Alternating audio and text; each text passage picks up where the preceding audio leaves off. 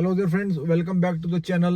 तो आज भाई हम क्या वीडियो बना रहे हैं, जो बहुत टाइम से मुझे रिक्वेस्ट आ रही थी भाई, इन दोनों गाड़ियों का आपको कंपैरिजन चाहिए था, proper A to Z with technical knowledge आपको चाहिए था भाई। तो आज मैं आप लोगों के लिए लेकर आया हूँ, बहुत ही अवेटेड जो रहा है भाई, सुजुकी की ब्रीजा का और महिंद्रा 3XO का भाई, दोनों का प्रॉपर आज हम जो है वो कंपैरिजन करने वाले हैं और आपको मैं सारा बताऊंगा A to Z भाई, दोनों गाड़ियों में क्या फर्क है, आपको कौन सी लेनी चाहिए, आपके लिए क्या बेटर है। आप जब वीडियो को एंड तक देख लोगे तो आई एम श्योर भाई आपको जो है दोनों गाड़ियों का अच्छे से डिफरेंस, टेक्निकल नॉलेज, साथ में एवरेजेस वगैरह जो भी सारा A to Z डाटा है, हम सबके बारे में बात करने वाले हैं। तो friends, if you are seeing me for the first time on your channel, request कर रहा हूँ कि प्लीज सब्सक्राइब करो, इससे हमारा थोड़ा सा मोटिवेशन हो जाता है।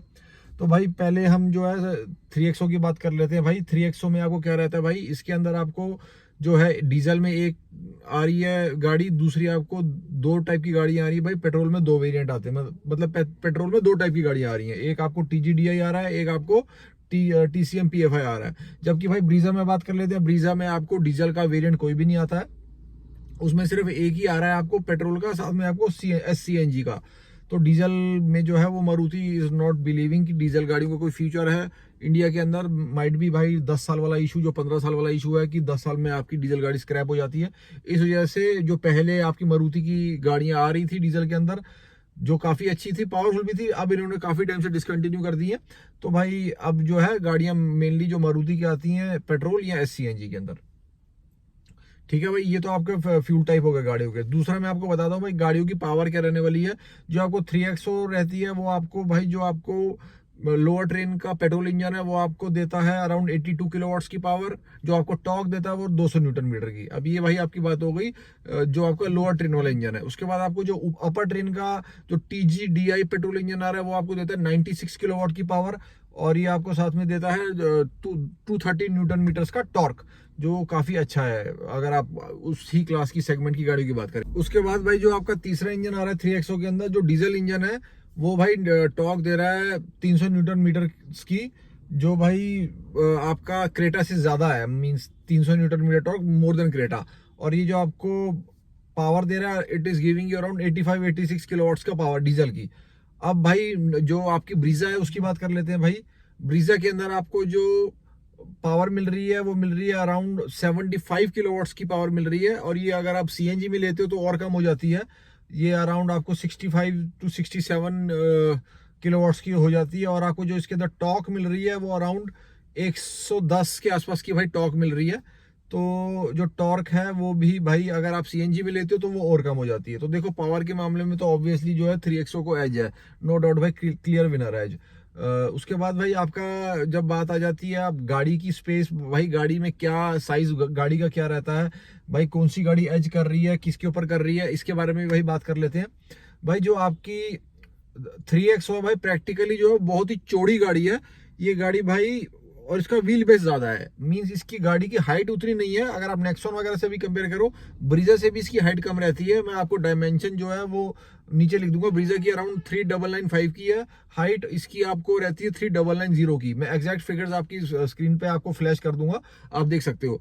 और जहां पे भाई गाड़ी की चौड़ाई, मींस गाड़ी की ब्रेथ की बात हो जाती है, वो आपको 3XO की ज्यादा मिल जाती है। लेकिन भाई आपकी व्हील बेस की भी जब बात आए तो आपको 3XO की ज्यादा मिल जाती है। जो लेकिन गाड़ी की लेंथ है वो आपकी ब्रीजा की ज्यादा है।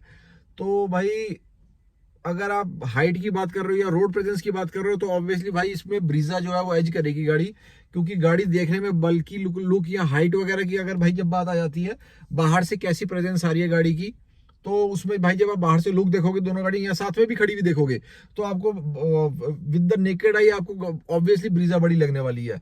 लेकिन अंदर से अगर आप बैठ के देखोगे तो अगर आपको 3 लोगों को पीछे बिठाना है तो आपको कंफर्ट लेवल्स जो है वो ज्यादा आपको ऑब्वियसली जो है 3XO के अंदर मिलेंगे। लेकिन भाई अगर कोई 6-6.25 फुट का बंदा है, वो ड्राइविंग सीट पे बैठा हुआ है और वो गाड़ी ड्राइव कर रहा है, तो भाई आपको ब्रीजा के अंदर ज्यादा बेटर इफेक्ट मिलने वाला है, क्योंकि गाड़ी की जो है वो हाइट बेटर है, काफी बेटर है।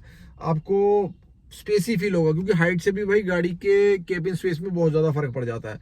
व्हील बेस भाई उसका आपको 3XO का 2600 मिल रहा है, इसके अंदर आपको ब्रीजा में 2500 मिल रहा है। तो व्हील बेस से भी भाई ड्राइविंग में काफी ज्यादा फर्क पड़ जाता है, स्पीड्स वगैरह पकड़ने में, पावर में भी इससे सारा जो है रेशियो वगैरह से फर्क पड़ जाता है। लेकिन बॉडी टू वेट रेशियो की अगर बात करी जाए तो जहां तक मुझे लगता है भाई इस सारी चीजों की एमलगेमेशन जो है, जो बॉडी रेशियो सारा कर रखा है वेट के हिसाब से, ब्रीजा का ज्यादा बेटर है। तो इधर मैं भाई ब्रीजा को एज करूंगा मींस रोड प्रेजेंस के ऊपर भी, और आपका जो अंदर सारा सिस्टम गाड़ी का बना हुआ है, कंफर्ट लेवल्स अचीव कैसे करने हैं, मैं ब्रीजा को ज्यादा दूंगा।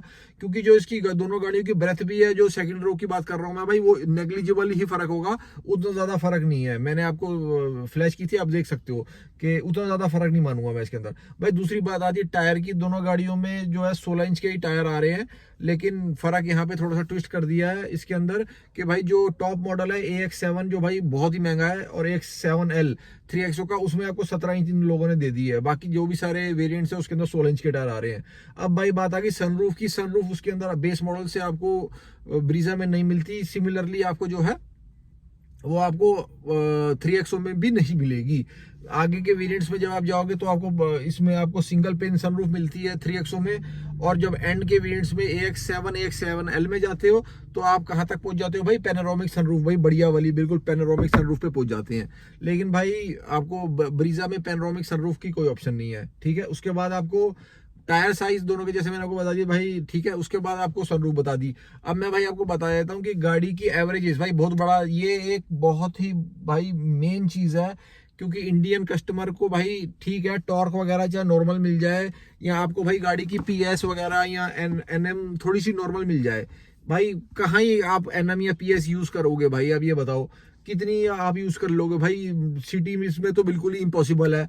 200 न्यूटन मीटर 300 न्यूटन मीटर का करना ही क्या होता है, मैं आपको सच बताऊं तो फ्रैंकली बात कर रहा हूँ भाई, ठीक है।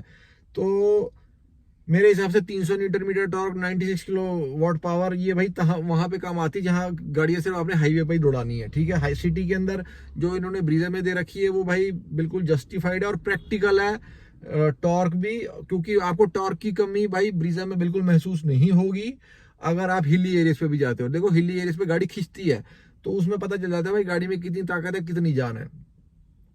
तो आपको किसी टाइप का लैग फील नहीं होगा ब्रीजा में भी।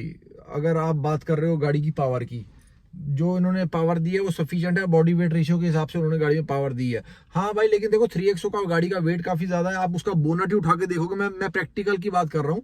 अगर आप ब्रीजा का एक साइड बोनट उठाओगे और दूसरे उसी के 1 मिनट बाद आप भाई अगर आप 3XO का बोनट उठाओगे, भाई जमीन आसमान का फर्क है दोनों के वेट में। तो भाई जो इन्होंने आयरन यूज किया या जो मेटल्स यूज कर रहे हैं 3XO में वो बहुत ही हार्ड होते हैं, तभी इसके अंदर आपको 5 GNCAP रेटिंग जो सेफ्टी की है वो अचीव हो रही है। यही सब वजह होती हैं तो कि जो है वो आपको इस लेवल की आपको महिंद्रा की गाड़ियों में सेफ्टी या पावर मिल जाती है। तो उनको सारा रेशियो करने की वजह से आ जाती है, GNCAP की वजह से सारा फर्क पड़ जाता है सेफ्टी का और स्टार रेटिंग में भी। तो भाई एवरेज की बात कर रहे थे, एवरेज की बात भाई महिंद्रा की गाड़ियों के बारे में तो ना ही करो तो अच्छा है। जो मैंने एक्सपेक्ट किया था वही रहा भाई। जब आप गाड़ियां सड़कों पे उतर गई हैं और मैंने गाड़ी चला के भी देख ली, टेस्ट भी करके देख ली, बाकी सारे भाई जिन लोगों ने ले रखी है उनकी से भी बात करके देख ली, भाई सिटी में बम्पर टू बम्पर 8 से 10 से ऊपर की नहीं निकाल रही है भाई। कोई भी वेरिएंट ले लो, चाहे डीजल ले लो, चाहे आप पेट्रोल ले लो, 3XO का MX1 से लेके आपको जो AX7 लास्ट वेरिएंट है उसमें भी आपको नहीं मिल रही। जबकि भाई यहाँ पे जो आपको मिल जाती है ब्रीजा, ये भाई बहुत ही प्रैक्टिकल गाड़ी है, इंडियन कस्टमर के लिए गाड़ी है भाई ये। तो आप इसमें एवरेज अगर आप पेट्रोल में भी लेते हो, चाहे आप LXi भी ले रहे हो, अगर और अब तो भाई बेस वेरिएंट में भी इन्होंने जो है वो उन्होंने पैक्स वगैरह निकाल दिए सुजुकी ने। तो आप चाहो तो भाई उसके अंदर ही आप चाहो तो ब्रीजा के जो बेस वेरिएंट है उसके अंदर आप पैक लेके 15 से 20 हजार का पैक पड़ता है, उसमें आप काफी सारे इंटीरियर एक्सेसरीज वगैरह ले सकते हो जो काफी लग्जूरियस बना देती है गाड़ी को। तो भाई इसकी आपको LXi से लेके चाहे आप VXi ZXi ले लो, आपको एवरेज बम्पर टू बम्पर अच्छी मिल जाती है जो अराउंड 14 के आसपास की है। तो एवरेज के मामले में तो भाई नो डाउट अनडिस्प्यूटेड किंग जो है वो मारुति ही रहने वाला है। क्योंकि उन्होंने भाई गाड़ियों को बॉडी वेट रेशियो पावर सारा हिसाब से इस तरीके से बनाई है कि एक तो इंडियन रोड पे वो गाड़ियां सही चलती हैं, उसके बाद उन्होंने भाई प्रैक्टिकल गाड़ियां बनाई हैं जो एवरेज को भी बेटर कर देती हैं।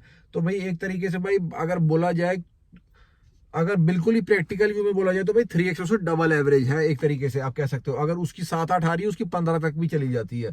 तो भाई पॉकेट पे तो आपको डबल खर्चा करना पड़ेगा आप अगर आप 3XO ले रहे हो। प्रैक्टिकल बातें कर रहा हूँ भाई, ठीक है। उसके बाद अगर मैं आपकी गाड़ी की जो है वो फीचर्स वगैरह की बात करता हूँ तो भाई फीचर्स में ऑब्वियसली जो है वो आपको 3XO ही ओवरटेक कर जाएगी। इसमें लेवल 2 ADAS जैसे फीचर भी आ रहे हैं। उसके बाद आपको ऐसे फीचर आपको ब्रीजा के अंदर नहीं आ रहे, क्योंकि लेवल 2 ADAS वगैरह एक बहुत एडवांस फीचर है भाई सेफ्टी का, जो ये इन्होंने AX5L और AX7L के अंदर दे रखा है, जो आपको लेवल 2 ADAS अभी तक मारुति की गाड़ियों में नहीं आ रहा। बहुत सुन भाई सुनने में आ रहा है कि लेवल 2 ADAS जो है वो मारुति भी लॉन्च करने वाला है अपनी किसी गाड़ी के अंदर।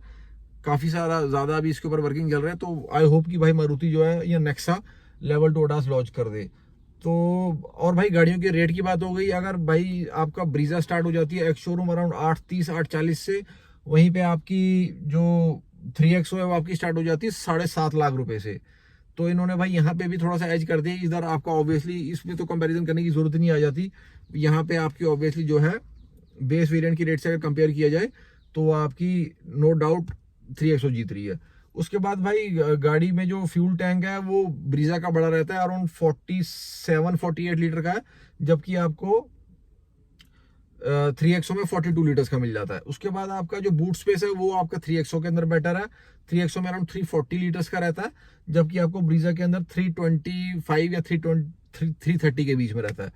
तो आई होप फ्रेंड्स आपको मैंने प्रॉपर डिफरेंसेस समझा दिए हैं। देखो भाई, अगर आप ये देखना चाहते हो कि आपको गाड़ी भाई भगानी है, आपको भाई 100+ चलानी है, आपका हाईवे का यूज है, आपको भाई सिर्फ टोर के लिए गाड़ी लेनी है, टशन के लिए गाड़ी लेनी है, भाई गेड़े मारने के लिए गाड़ी लेनी है, आपको भाई ये फ्रेंड सर्कल में इंप्रेस करना है भाई बंदों को, या जो भी है भाई कि मैं बहुत ये हूँ कि मैं आगे हूँ, तो भाई आपके लिए अगर आपको फुल मजे वाली गाड़ी चाहिए तो ये 3XO गाड़ी है, चाहे आप इसका बेस ही ले लो। लेकिन भाई अगर आपको प्रैक्टिकली फैमिली कार लेनी है, या आपको ये है कि भाई मेरी पॉकेट में भी लाइट रहे गाड़ी, तो भाई आपको मेरे हिसाब से एक बार ब्रीजा को कंसीडर ज़्यादा करना चाहिए एज कम्पेयर टू 3XO। तो आई होप फ्रेंड्स आपको सारी जो है नॉलेज मेरी अच्छी लगी होगी। कोई क्वेश्चन है आप कमेंट में पूछ सकते हो। Do subscribe to the channel friends. Bye bye and take care.